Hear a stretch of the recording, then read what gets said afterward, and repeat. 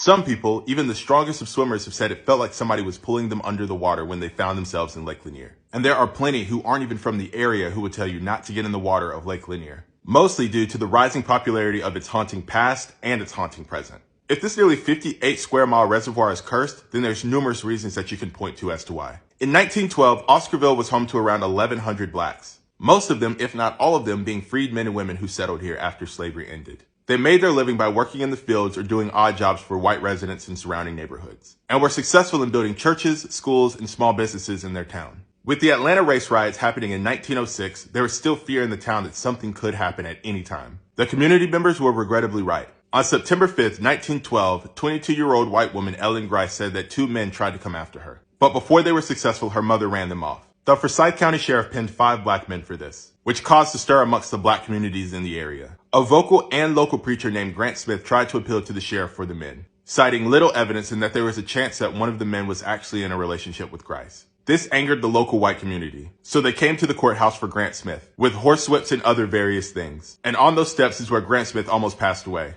Tony Howell, one of the men, was accused and convicted. Shortly after this, false rumors began to spread that blacks were planning to do something to a nearby town. So white residents in the areas were loading up on arms and patrolling the towns. On September 12, 1912, 16-year-old Ernest Knox was accused of assaulting 18-year-old May Crow. She was found barely alive in the nearby Big Creek community. Searchers allegedly found a small pocket mirror belonging to Ernest Knox. They found him at home, threatened to hang him, and coerced him to confess. Knox and 4 other men, presumed to be his accomplices, were taken to a jail in the Atlanta area. A group of over 2,000 whites came to the jail and overtook it, hanging one of those men, Rob Edwards, from a telephone pole in the town square. Both Knox and another teenager named Oscar Daniel were found guilty. They were sentenced to hanging without ever having a fair trial, a sentence that was also against the law in the state at this time. And the Night Riders, an openly supremacist group, was formed after these events, with their main goal being to run every black person out of Forsyth County and beyond. Oscarville became the subject of their attention. Over 98% of its black residents were run out of town or slaughtered for not leaving. Black property deeds were literally given to white neighbors without a bill of sale or transfer. The Night Riders and their allies drove every black person out of Oscarville. They stole their land and left it a ghost town. The land would eventually be sold to the government, and in the 1950s, the Lake Lanier project was underway.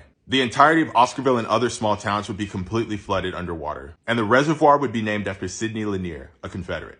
In total, over 50,000 acres of farmland would be washed away, 250 families displaced, and over 20 cemeteries left under the water. And to this day, it seems that what was left behind still has a story to tell. Hundreds and hundreds of people have passed away in this lake, with well over 200 of them happening after 1994. What that number doesn't include are also the amount of accidents that happen, both vehicular and boating in nature. On top of that, it's said that this lake is haunted. One of the legends is that the spirits under the water would try to pull you under. Roads, artifacts, and foundations have been found underneath the water, which also leads people to believe that there are souls tied to them forever. People also claim to have felt inanimate arms and legs underneath the murky water. And the most popular myth is the Lady of the Lake. The story goes that a woman and her friend were heading to Dawsonville in 1958. That car went off the bridge and into Lake Lanier. The woman who was driving the car was wearing a blue dress. And it wasn't until 18 months later when they eventually found that woman. She was allegedly missing 2 toes on her left foot and she had no hands. And people to this day still have stories about seeing this woman in blue on the bridge and throughout the lake. The deep-seated resentment for black communities started well before September 5th or September 12th, 1912.